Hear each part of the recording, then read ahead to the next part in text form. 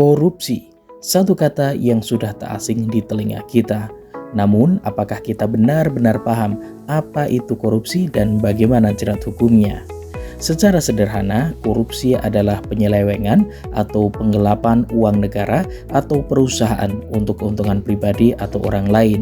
Ini adalah tindakan busuk yang merugikan keuangan negara dan perekonomian negara, serta menghambat pembangunan. Korupsi di Indonesia terjadi secara sistematis dan meluas, sehingga pemberantasannya pun harus dilakukan dengan cara yang luar biasa. Lalu, apa landasan hukumnya?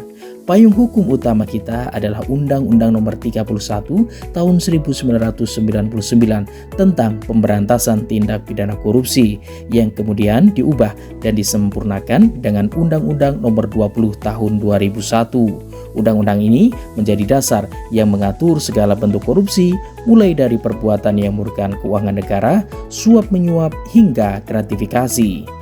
Dalam undang-undang ini, setidaknya ada 9 bentuk perbuatan yang dapat dikategorikan sebagai tindak pidana korupsi, yakni pertama, merugikan keuangan negara, kedua, suap menyuap, ketiga, gratifikasi, keempat, penggelapan dalam jabatan, kelima, pemerasan, keenam, perbuatan curang, ketujuh, benturan kepentingan dan pengadaan, kedelapan, hadiah atau janji, dan kesembilan, perbuatan lain yang merugikan negara.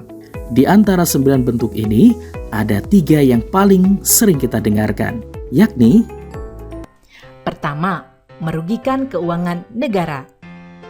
Penyalahgunaan wewenang jabatan atau tindakan yang melanggar kepentingan umum termasuk tindak korupsi karena merugikan keuangan negara.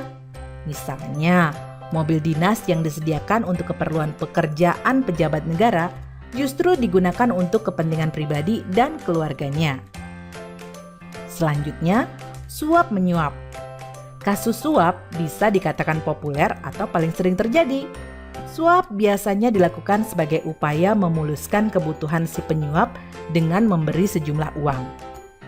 Contoh kasus suap yang hampir setiap hari kita temui di jalan adalah para pelanggar lalu lintas yang memberi sejumlah uang kepada polisi agar lolos dari hukuman. Ketiga, penggelapan dalam jabatan. Pelaku tindak korupsi ini adalah mereka yang memiliki jabatan tertentu dan melakukan tindakan penggelapan uang atau dokumen berharga lain yang menguntungkan dirinya. Contoh kecil yang mungkin pernah terjadi di sekitar kita adalah menggunakan kwitansi kosong agar nominal uang di dalamnya dapat direkayasa oleh si pelaku. Keempat, pemerasan. Pemerasan merupakan perbuatan pihak yang menyalahgunakan kekuasaannya untuk memaksa orang lain melakukan sesuatu yang menguntungkan dirinya. Contohnya, pungutan liar atau pungli yang dikenakan oleh aparat kepada masyarakat sebagai tarif pengurusan dokumen tertentu. Padahal seharusnya pengurusan dokumen ini bebas biaya.